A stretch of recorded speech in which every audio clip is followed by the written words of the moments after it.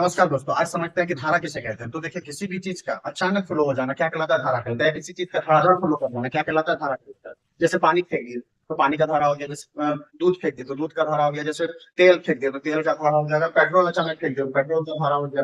तो कोई भी चीज अगर अचानक फ्लो कर जाता है तो हमारा धारा क्या है? तो कोई धारादार बह जाए तो धारा हो जाएगा। ठीक है, तो अभी हम लोग समझते हैं कि विद्युत धारा क्या है। विद्युत में इलेक्ट्रिक करंट, इलेक्ट्रिक मतलब इलेक्ट्रॉन का धड़ाधड़ दौड़ जाना क्या कहलाता है, या इलेक्ट्रॉन को धड़ाधड़ फेंक देना क्या कहलाता है? धारा कहलाता है। ठीक है, अब इलेक्ट्रॉन धड़ाधड़ फ्लो कैसे करेगा?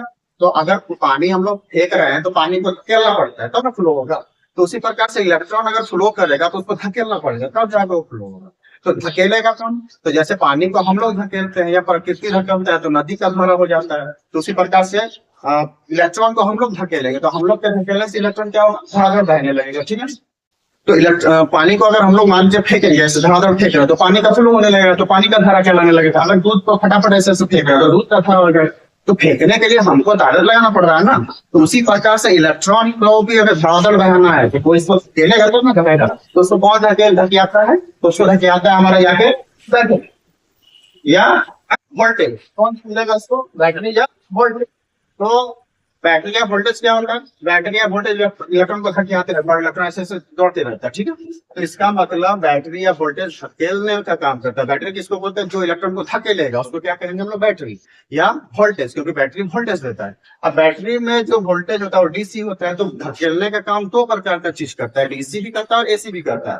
अब डीसी और एसी बाद में आते हैं, पहले इसको समझ लेते हैं। ठीक है, तो इतना जान के चलिए कि ऐसा इंसान जो क्या करे, धकेलने में हेल्प करे किसको? इलेक्ट्रॉन को। इलेक्ट्रॉन धड़ाधड़ धकियाते रहे इलेक्ट्रॉन पकड़ के, तो उसको हम लोग बोलते हैं वोल्टेज। ठीक है, अब वोल्टेज धकियाएगा और उधर से क्या बोलते हैं? प्रतिरोध क्या करेगा? रोकेगा। तो एक आदमी धकेलने का काम करता है, दूसरा आदमी रोकने का काम करता है। तो जो धकेलने का काम करता है उसको बोलते हैं वोल्टेज, और जो रोकने का काम करेगा किसको? इलेक्ट्रॉन, उसको बोलते हैं प्रतिरोध।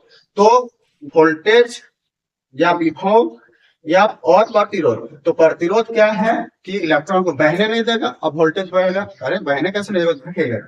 तो वोल्टेज इधर से धकेलेगा और प्रतिरोध उधर से उसको रोकेगा। तो याद रखना है कि इलेक्ट्रॉन को धकेलने में जो सहायता करे तो उसको बोलते हैं वोल्टेज, और जो इलेक्ट्रॉन को रोकने का काम करे कह रहे हम जाने नहीं देंगे। एक बोलता है जाने दो, वोल्टेज बोलता है धकिया है, बोलता है जाने दो उसको, और प्रतिरोध बोलता है कि जाने नहीं देंगे। तो इसका मतलब प्रतिरोध क्या कर रहा है? इलेक्ट्रॉन को बहने नहीं देगा। ठीक है, अब वोल्टेज क्या आ रहा है? कैसे नहीं बहने देगा? तो दोनों लड़ते रहते हैं आपस में, तो दोनों के लड़ाई में तीसरा आदमी मजा मारता है। जैसे अब दोनों लड़ रहा है, जैसे गांव में होता है कि दो आदमी लड़ रहा है, तीसरा आदमी एक मूवी देख रहा है मजे से, तो दोनों आदमी के लड़ने से तीसरा आदमी को खुशी होता है। तो खुशी होता है, जैसे फायदा भी से आदमी को हो जाता है। उसी प्रकार से वोल्टेज और प्रतिरोध जब आपस में लड़ता है तो फायदा हम लोग को हो जाता है। कैसे? अब देखिए, मान लीजिए कॉपर का तार में हम वोल्टेज दे दिए तो कॉपर का तार लड़ने लगेगा, और लड़ने लगेगा तो गोल गोल नाचने लगेगा। ठीक है, अब नाचने लगेगा तो जब नाचने लगेगा तो फायदा क्या होगा? मोटर घूमने लगेगा, और मोटर घूमने लगेगा तो हमारा पानी का काम हो जाएगा। बोरवेल से पानी उठा लेंगे, पंखा में लगा देंगे तो हवा मिल जाएगा। तो मजे तो हम ले रहे होंगे दोनों के बीच झगड़े का। तो झगड़ा करता कौन है? वोल्टेज और प्रतिरोध। समझना है? उसके बाद दूसरा देखिए कि जब नाइक्रोम का तार मान लीजिए यूज कर रहे हैं, कॉपर का तार में अगर वोल्टेज देंगे करंट जाएगा, वोल्टेज धकियाएगा करंट को, मतलब इलेक्ट्रॉन को धकियाएगा तो करंट बहने लगेगा। Flow of electron is called current. तो करंट जब कॉपर का तार में बहने लगेगा तो कॉपर का तार में झगड़ा चालू, वोल्टेज धकेल रहा है और करंट कॉपर का तार में प्रतिरोध है। प्रतिरोध बोल रहा हम जाने नहीं देंगे, और जाने नहीं देंगे तो दोनों में लड़ाई झगड़ा चालू। अब दोनों का लड़ाई के झगड़ा में तीसरा आदमी फायदा उठाएगा। फायदा कौन उठाएगा? हम लोग। तो कॉपर नाचने लगेगा पूरा दनादन दनादन। तो हम लोग क्या करेंगे? कॉपर का फायदा मोटर में कर लेंगे, और मोटर घुरा लेंगे तो हमको फायदा हो जाएगा, हवा ले लेंगे, पानी निकाल लेंगे बोरवेल से। ठीक है, दूसरा नाइक्रोम। अब देखिए नाइक्रोम का तार में क्या होता है कि नाइक्रोम का तार से जब हम लोग क्या करेंगे? धड़ाधड़ करंट पास करवाएंगे, मतलब धकेलेंगे। कौन क्या लगा देंगे? वोल्टेज लगा देंगे। तो वोल्टेज क्या करेगा? इलेक्ट्रॉन को नाइक्रोम का तार से धकेलेगा। अब जब धकेलेगा तो नाइक्रोम का तार गुस्सा फिर ना हो जाएगा और जब मार जाएगा। देखिए जब दो आदमी लड़ता है तो गुस्सा होता है, तो अब ये ऐसा गुस्सा आएगा कि लाल हो जाएगा। लाल हो जाएगा तो गर्म होने लगेगा, पूरा गर्माएगा, और गर्माएगा तो उसका फायदा हम उठा लेंगे। कैसे? ठंडा का मौसम में नाइक्रोम का हीटर लगा देगा, हम गर्मी पैदा कर लेंगे और हम लोग मजा लेंगे ठंडा का। ठीक है, ठंडा का मौसम में गर्मी का मजा लेंगे। उस प्रकार से जैसे टंगस्टन, आप टंगस्टन का तार में क्या करेंगे? जब जैसे ही इलेक्ट्रॉन को दौड़ाएंगे तो वोल्टेज को खिंचवाएंगे तो इलेक्ट्रॉन दौड़ने लगेगा। इलेक्ट्रॉन दौड़ने लगेगा तो टंगस्टन का तार लाल हो जाएगा, लेकिन ज्यादा गर्मी नहीं पैदा करेगा। सिर्फ लाल होकर चमकेगा कि हम गर्म हो रहे हैं। अब गर्म होगा तो इससे क्या होगा, हम बल्ब में यूज कर लेंगे, और बल्ब में यूज कर लेंगे तो हमको रोशनी हो जाएगा। तो इस प्रकार से वोल्टेज और प्रतिरोध दोनों के झगड़ा में फायदा तीसरे को हो जाता है, जिससे हमको फायदा हो जाता है। जैसे आटा चक्की में जब गेहूं को पीसते हैं, समझ आ रहा है कि आटा चक्की में दो पत्थर होता है, दोनों पत्थर के लड़ाई में गेहूं बेचारा पिसा जाता है। तो उसी प्रकार से वोल्टेज और प्रतिरोध के लड़ाई में कौन पिसा रहा है, इलेक्ट्रॉन पिसा रहा है, और फायदा तीसरे को हो रहा है। इस प्रकार से आटा चक्की में दोनों पत्थर में गेहूं पिसाता है, फायदा इंसान को हो जाता है, रोटी बना के खा लेता है।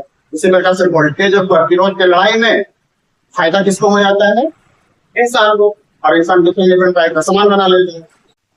अब देखिए, अब आपको बताना है कि करंट कैसे बहेगा, कि एक इलेक्ट्रॉन बह जाएगा तो हम करंट बोल देंगे, क्या नहीं, जब बहुत सारा इलेक्ट्रॉन बहेगा तो करंट बोला जा सकता है। जैसे एक मग पानी फेंक देंगे तो क्या धारा बह जाएगा, नहीं बहेगा, बहुत पानी फेंकना पड़ेगा तब धारा बहेगा।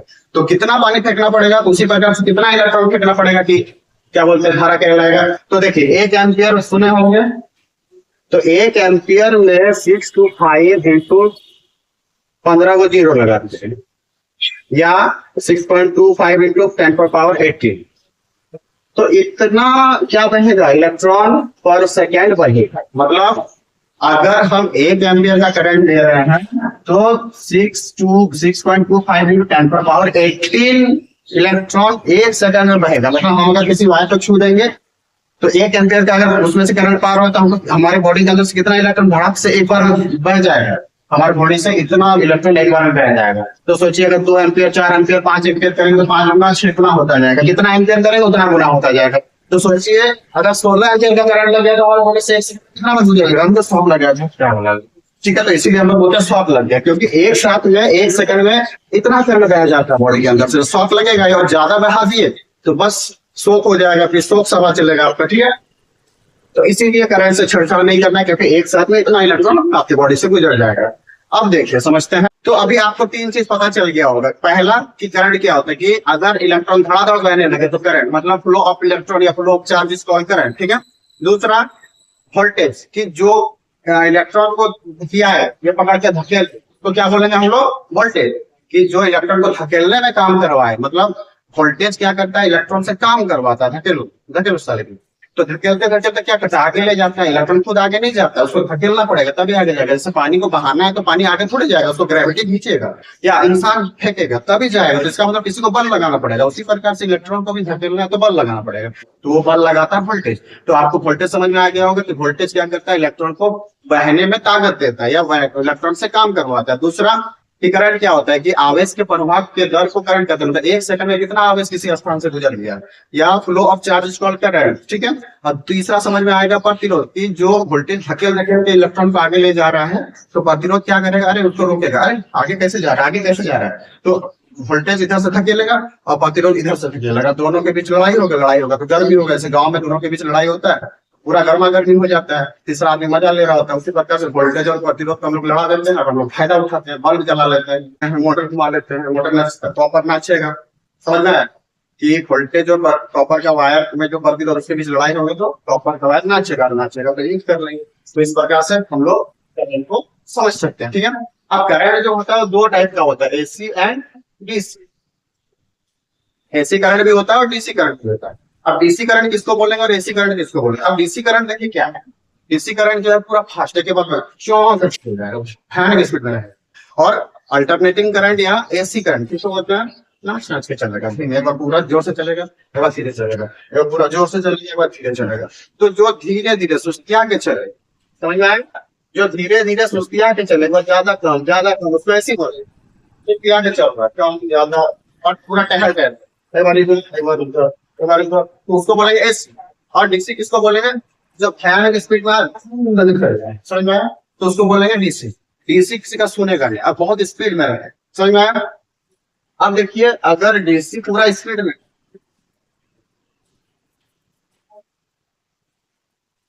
अब देखिए डीसी और एसी समझ, डीसी में डायरेक्ट, डीसी का मतलब डायरेक्ट करंट, और मतलब दिष्ट धारा, इसका मतलब होता है अल्टरनेटिंग करंट, मतलब प्रत्यावर्ती धारा, ठीक है। अब डीसी मतलब डायरेक्ट चलेगा, मारना बोलिए तो धड़ाक से मार देगा, कोई सुना सुनी। और एसी एक को मारेगा टपियाएगा आराम करेगा, फिर टपियाएगा फिर आराम करेगा। तो इसका मतलब ये धड़ाक से चलने वाला है और ये टपिया के चलने वाला है, समझ में आए। अब देखिए जो बहुत फास्ट में चलेगा उसको प्रॉब्लम क्या हो कि बहुत दूर तक नहीं जा पाएगा। थोड़ा दूर, अब जो पूरा तेज से दौड़ेगा वो क्या होगा, बहुत दूर जाएगा नहीं जा पाएगा, क्यों? क्योंकि थक जाएगा तो खत्म हो जाएगा। समझ में आया? तो इसलिए डीसी को हम ज्यादा दूर तक नहीं यूज कर सकते। हम यहाँ पे मान लीजिए बल्ब, हम मान के चलिए जैसे मुंबई में हमको बल्ब जलाना और यहाँ से हम डीसी भेज रहे हैं, देखो तार लगा के तुमको मुंबई भेज दिए तो वहां पर जलेगा नहीं जलेगा, क्योंकि बहुत दूर तक इसको नहीं ले जा सकते। क्यों? क्योंकि पूरा रेस में जाएगा, थक जाएगा, थोड़ा दूर में जाके अपना एनर्जी लॉस कर देगा, तो इसके पास एनर्जी कम होता है। ठीक है, और ये ज्यादा दूर तक नहीं जा सकता। दूसरा, एसी जो है ये सुस्तिया के खा पी के चलता है तो लॉन्ग टाइम तक जर्नी कर लेता है। तो इसीलिए हमको दूर अगर भेजना है, मान लिया दिल्ली से मुंबई अगर भेजना है तो डीसी नहीं भेजेंगे, एसी भेजेंगे। समझ में आया? और शॉर्ट डिस्टेंस के लिए भेजना है तो क्या भेजेंगे, डीसी भेजेंगे। तो इस प्रकार से जो गेज चलेगा उसका क्या ऊर्जा भी कम होगा।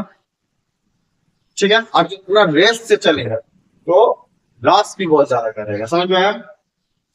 तो लॉस भी बहुत ज्यादा करेगा। ये सुस्तिया के चलता है तो इसमें एनर्जी भी ज्यादा होता है और लंबा दूरी के लिए भी चलता है और इसमें ऊर्जा का लॉस भी थोड़ा कम होता है इसके तुलना में।